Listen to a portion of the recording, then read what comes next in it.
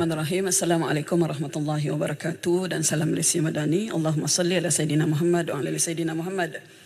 Tuan Yang Dipertua, untuk makluman Tuan Yang Dipertua dan ahli yang berhormat, melalui Belanjawan 2024, kerajaan telah bersetuju untuk menyediakan dana jaminan khas sebanyak 1 bilion ringgit Malaysia bagi menggalakkan pemaju yang berwibawa memulihkan projek perumahan swasta yang terbengkalai. Kementerian Perumahan dan Kerajaan Tempatan KPKT melalui Task Force Perumahan Swasta Sakit dan Terbengkalai telah pun mencadangkan beberapa kriteria utama dalam pemilihan projek perumahan untuk dipulihkan di bawah dana jaminan khas ini, iaitu yang pertama adalah projek perumahan mampu milik, iaitu yang berharga ringgit Malaysia 300,000 ke bawah. Kedua, program perumahan di bawah kerajaan persekutuan ataupun kerajaan negeri itu diberikan keutamaan. Dan yang ketiga, bahawa peratus kemajuan projek adalah melebihi 80% ke atas. Yang keempat, projek masih dimajukan oleh pemaju asal. Yang kelima, apa-apa syarat tambahan dan pengecualian kriteria yang diputuskan oleh Task Force Perumahan Sakit, Swasta Sakit dan Terbengkalai bagi mengambil kira kebajikan pembeli.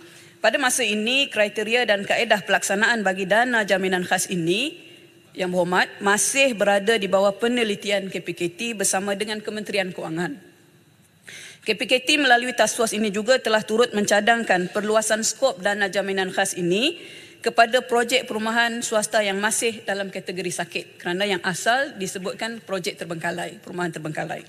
Kerana bagi kami, pertamanya pemulihan projek perumahan swasta sakit boleh dilaksanakan dalam tempoh 1 hingga 2 tahun berbanding projek perumahan terbengkalai yang memerlukan masa paling tidak 5 tahun.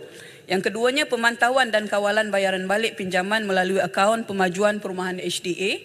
Dan ketiga, projek perumahan swasta sakit masih mempunyai pemaju yang asal dan bertanggungjawab menyiapkan projek, dan kerja-kerja di tapak masih juga berjalan, dan pemaju perumahan masih belum dikenakan apa-apa tindakan undang-undang.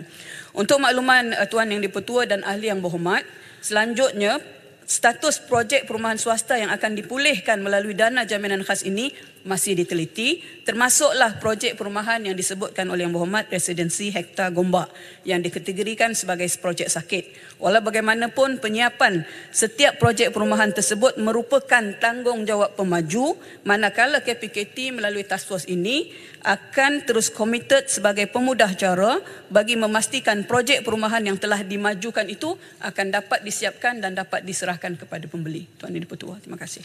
Soalan tambahan Yang Berhormat masa maju. Ya, terima kasih. Yang Berhormat Menteri. Tuan Yang Dipertua, soalan yang pertama tentang garis masa. Kita tidak dapat memberikan garis masa yang tepat, tetapi worst case scenario kalau benda ini berlanjutan adalah sekurang-kurangnya 5 tahun sekiranya diisytiharkan sebagai projek terbengkalai.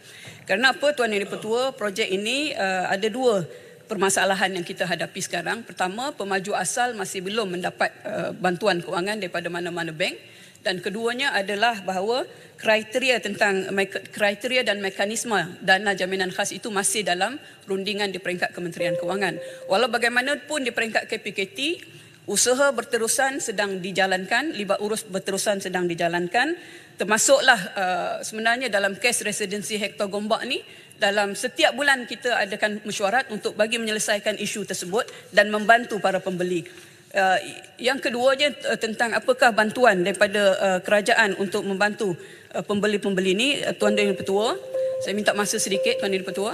Kerajaan melalui Jabatan Perumahan Negara sentiasa berusaha mencari pendekatan terbaik untuk meringankan beban para pembeli yang terkesan, di mana KPKT akan mengeluarkan surat pengesahan status projek menyarankan perkara-perkara berikut. Pertamanya, pihak bank pembiaya memberikan pengurangan ataupun pengecualian kadar faedah. Kedua, penstrukturan semula pinjaman perumahan. Ketiga, menangguhkan pinjaman perumahan ataupun penyelesaian penuh dengan pengecualian kadar faedah. Dan yang keduanya adalah permohonan dibantu melalui pengeluaran simpanan kali kedua daripada KWSP.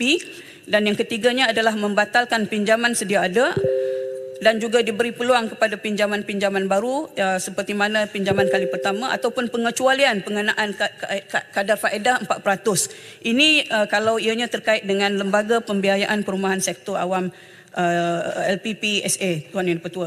Dan KPKT akan sentiasa mengadakan libat urus dengan pihak bank bagi memanjangkan perkara ini untuk pembeli-pembeli sentiasa dapat dibantu. Tuan Yang Dipertua, terima kasih.